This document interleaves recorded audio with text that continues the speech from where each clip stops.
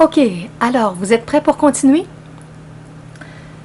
On va maintenant parler du grand élan. Différentes caractéristiques à l'intérieur de nous qui nous donnent un grand élan de vie. Si vous voulez avoir la liste des 22 éléments que je vais vous partager qui font partie de ce grand élan-là, allez lire le texte sous la vidéo et vous allez voir en résumé le titre des 22 éléments dont je vais vous parler maintenant. Alors, je commence avec le tout premier. C'est le grand voyage. Alors, naturellement, on a un élan extraordinaire dans notre grand voyage de vie. Notre vie qui se déploie ici et qui se déploie aussi dans l'au-delà la nuit ou encore dans l'au-delà une fois qu'on est désincarné, une fois qu'on a laissé notre enveloppe physique. Parce que le grand voyage, il continue. Parce que naturellement, il n'y a rien pour faire mourir notre corps émotionnel, notre corps mental, notre corps causal de volonté, notre âme divine pleine d'amour, notre esprit divin d'intelligence intuitive, amoureuse, infinie. Et l'énergie de l'enfant divin, le Christ cosmique, le Père divin, la Mère divine, tout ça, toutes ces énergies-là sont avec nous en permanence. Alors notre grand voyage se déploie pendant X années ici, sur le plan physique, mais va se continuer aussi dans l'au-delà. Alors c'est un grand élan de vie qui nous porte et qui nous fait vivre des choses de toutes sortes où on développe toujours plus notre conscience, notre sensibilité, notre discernement, notre champ de connaissance et on devient des êtres créateurs de plus en plus grands, puissants, amoureux, talentueux. Alors, je vous souhaite une belle suite dans votre grand voyage. J'enchaîne avec la caractéristique 2, le grand courage.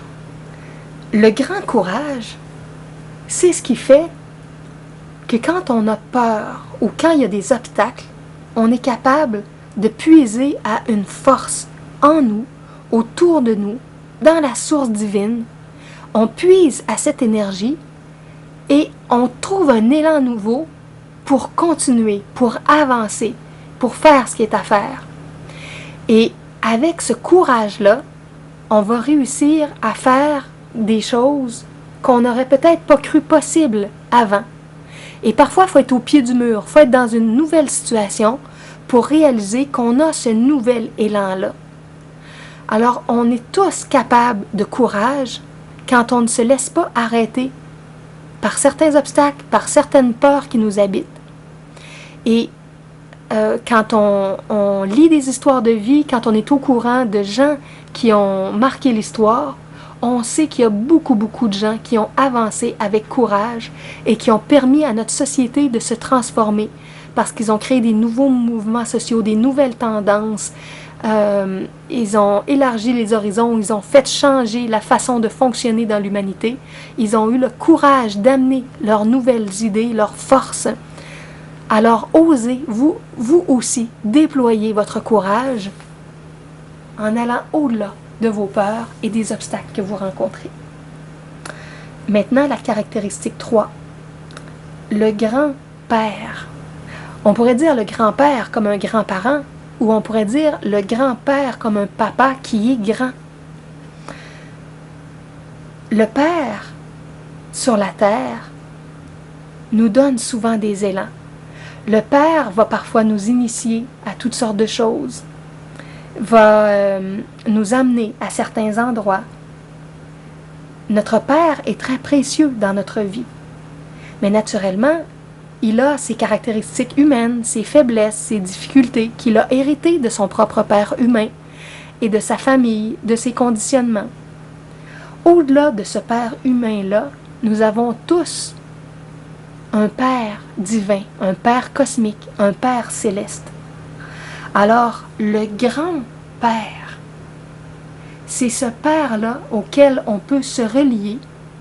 Et même si on a eu différents problèmes avec notre père humain, Ou dans un cas, par exemple, comme moi, où moi, mon père est désincarné quand j'étais très jeune, je ne l'ai pas eu pendant très longtemps, mon père humain, je savais toujours que j'avais mon Père divin auquel je pouvais me relier.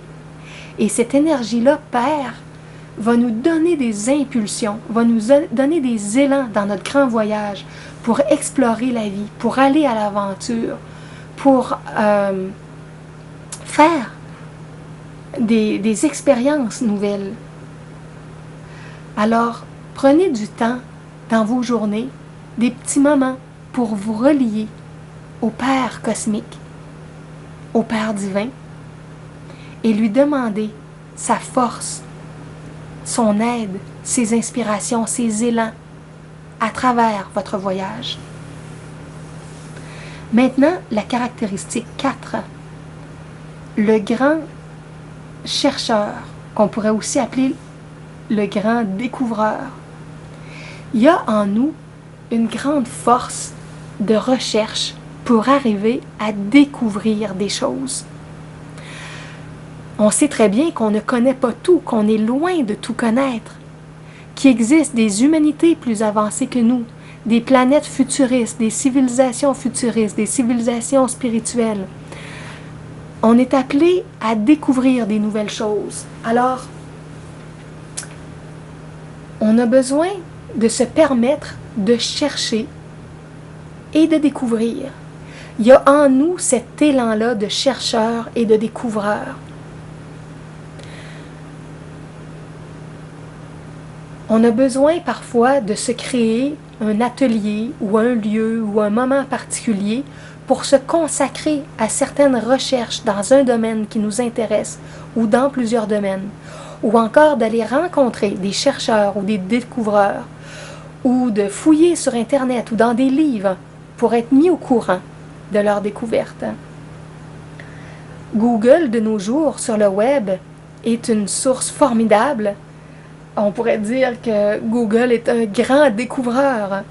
Il nous permet, avec des mots-clés, d'aller dans toutes sortes de directions et de rencontrer des nouvelles personnes et des nouvelles informations. Donc, il y a en nous un chercheur, un découvreur. Et ça, c'est un élan de vie précieux qui va faire en sorte qu'on va pouvoir apporter des nouvelles choses sur la Terre, qu'on va pouvoir les propager, qu'on va pouvoir faire avancer la science ou n'importe quel domaine qui existe à partir de nos propres découvertes. Le 5e élément, c'est le grand imagineur. C'est un mot que j'ai un peu inventé. Dans le fond, on parle de l'imagination, mais le grand imagineur, c'est cet élan-là, cet être-là à l'intérieur de nous qui est capable d'imaginer des choses tellement, tellement étonnantes. J'ai une visualisation créatrice sur mon site Radio Conscience, everyoneweb.fr/Radio Conscience, où je parle d'une méditation d'abondance. C'est la section visualisation créatrice.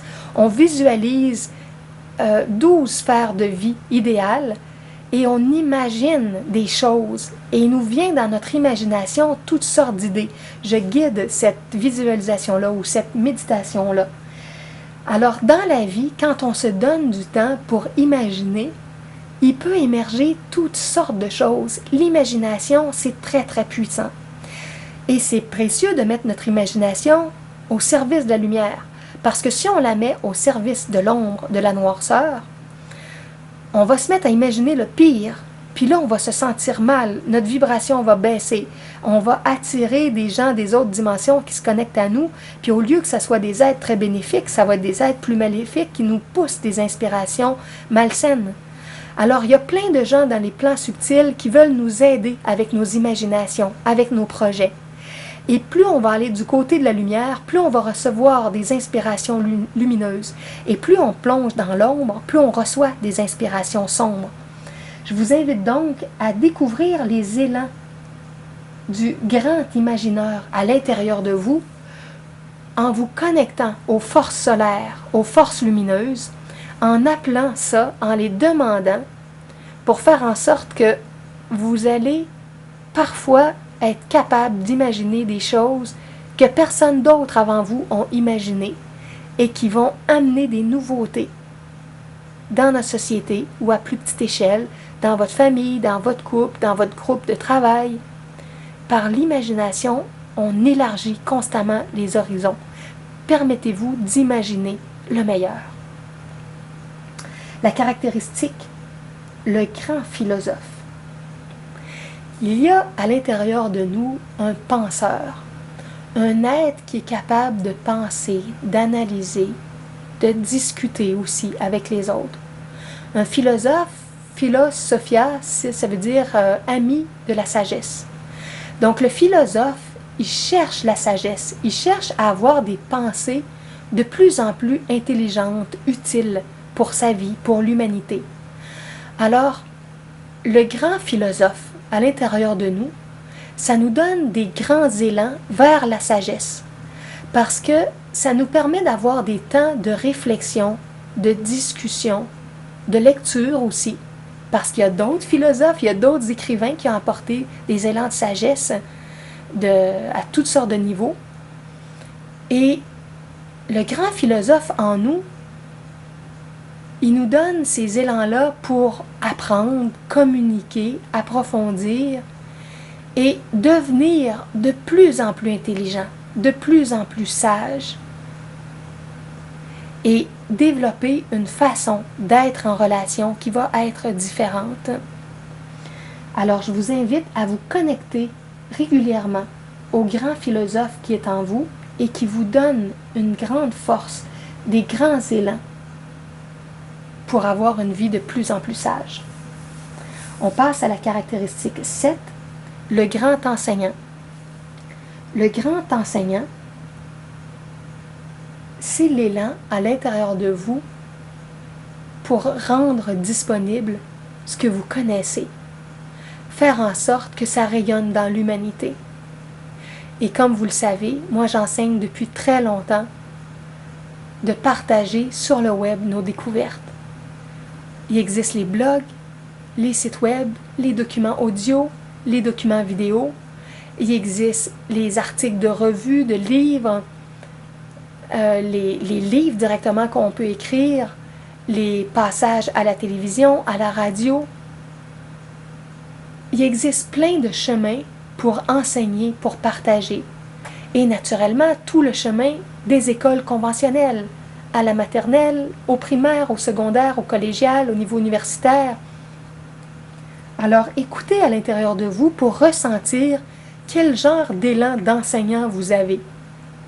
Rappelez-vous quels ont été les professeurs qui vous ont marqué, qui ont élargi vos horizons, qui ont embelli votre vie par les choses précieuses qui vous ont appris dans le champ de leur passion, de leur découverte. Et imaginez comment votre vie aurait été différente si ces gens-là n'avaient pas accepté d'enseigner une partie de ce qu'ils savent. Alors découvrez vous aussi vos talents d'enseignant, développez-le parce que c'est un talent qui se développe. La force de communication, la force d'écriture, de partage, d'échange avec des étudiants, c'est un talent qui se développe de plus en plus, qui peut se commencer dans des cercles de partage et continuer ensuite par des conférences, des cours, des écrits, des enregistrements. Alors, déployez votre talent d'enseignant pour enrichir notre monde. Je continue avec l'élan numéro 8, celui que j'appelle le grand humoriste. Le grand humoriste, c'est un personnage joyeux qui nous habite, qui a envie de sourire, qui a envie de rire, qui a envie de faire des blagues, qui a envie de dédramatiser la vie. Alors, vous pouvez vous nourrir de tous les humoristes qui existent, qui ont écrit des livres, des bandes dessinées, qui ont fait des vidéos, des DVD, des shows d'humour, des films humoristiques. Inspirez-vous de tout ce courant-là d'humour qui existe et qui grandit dans notre société. Nous, au Québec, on est chanceux, on a le Festival de l'humour et L'année passée, j'ai reçu en cadeau un passeport pour le festival Juste pour rire, qu'on l'appelle. Cette année aussi, j'en ai reçu un. J'ai demandé ça dans ma liste de cadeaux de Noël et ma sœur me l'a donné et elle en a donné un à ma fille aussi. Alors, je vais aller au festival de l'humour cette année encore. Et développer en vous ce talent-là d'humoriste pour alléger la vie de différentes façons et la voir d'une façon toujours plus légère, en évitant le plus possible de dramatiser, d'accuser, de négativiser trop les choses. Allégez votre vie par des touches d'humour et au besoin, allez sur Internet, sur toutes sortes de sites qui existent, qui ont des blagues, des centaines, des milliers de blagues, des vidéos drôles. Vous pouvez mettre ça aussi sur YouTube. Il y a plein d'avenues. On est choyé de nos jours. Alors, développons ensemble le courant d'humour, le grand humoriste à l'intérieur de nous. Le 9e élément, le 9e élan qu'on peut développer, c'est celui que j'appelle le grand architecte. Le grand architecte, c'est un élan en nous pour des constructions nouvelles, de plus en plus belles, de plus en plus utiles, ingénieuses, innovatrices. On peut faire des plans à petite échelle pour notre appartement, pour notre maison, pour notre chalet, pour notre jardin, pour des bâtiments. On peut transmettre des idées à d'autres personnes qui ont des talents plus poussés au niveau de l'architecture. On peut visiter des sites web ou lire des livres.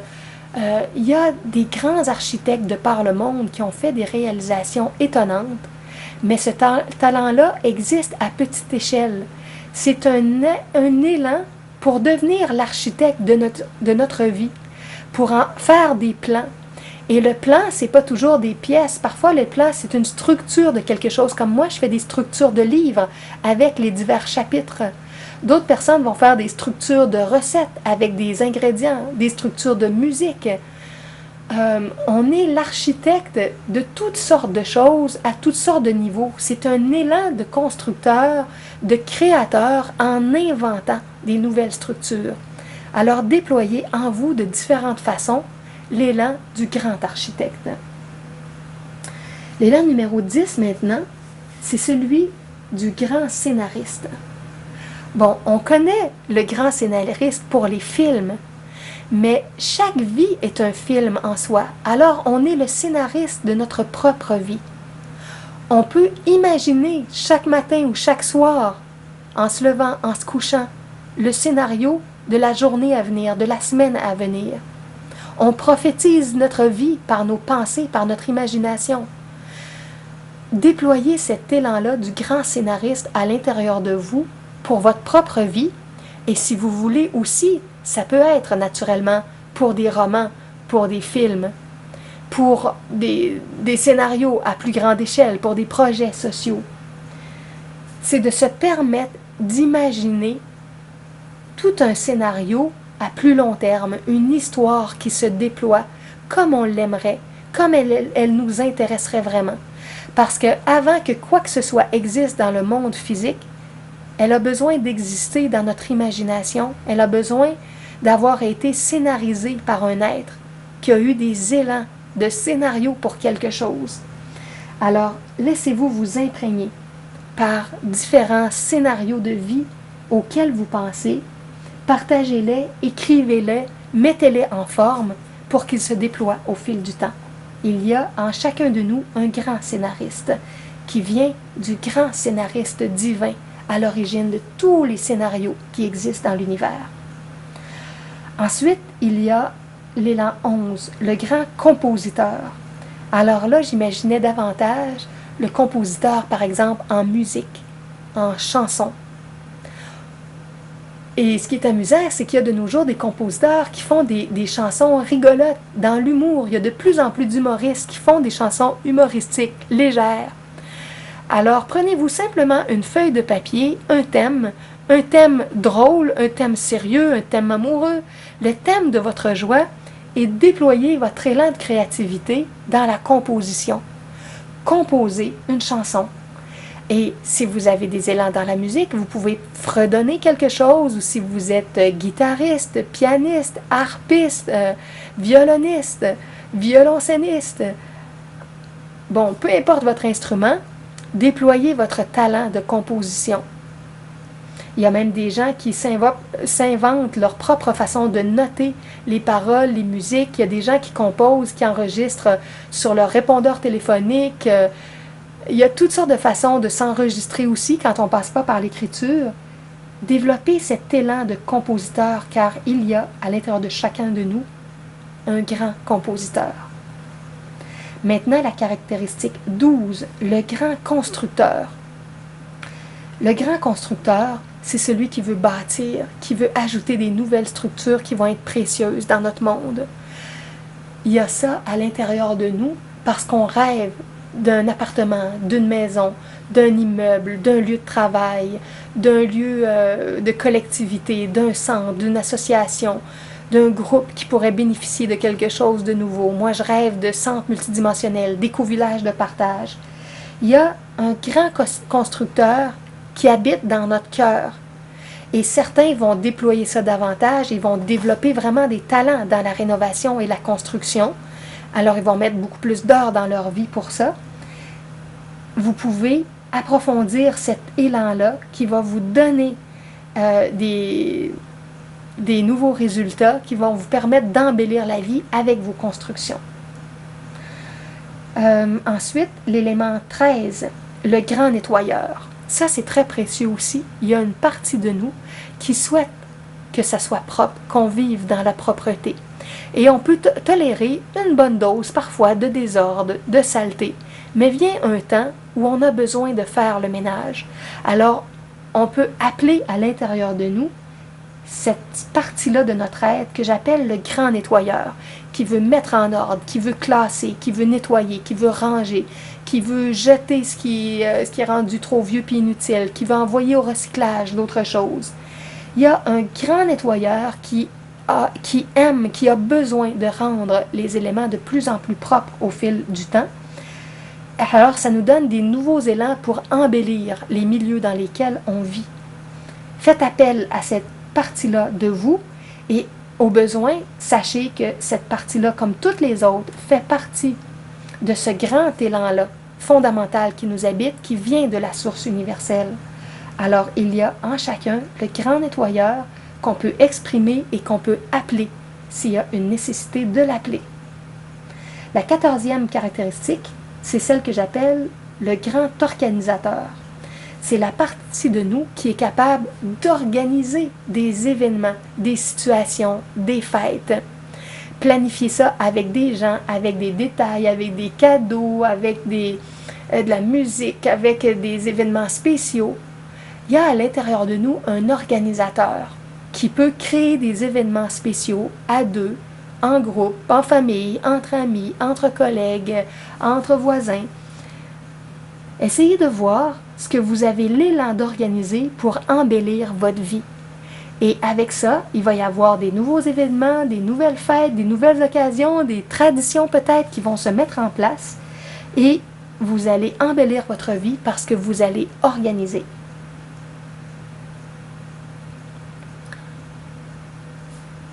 Bon, je pense que je vais devoir faire une pause parce qu'il ne reste presque plus de batterie. Je vais faire une pause ici et je dois arranger ma caméra avant de revenir.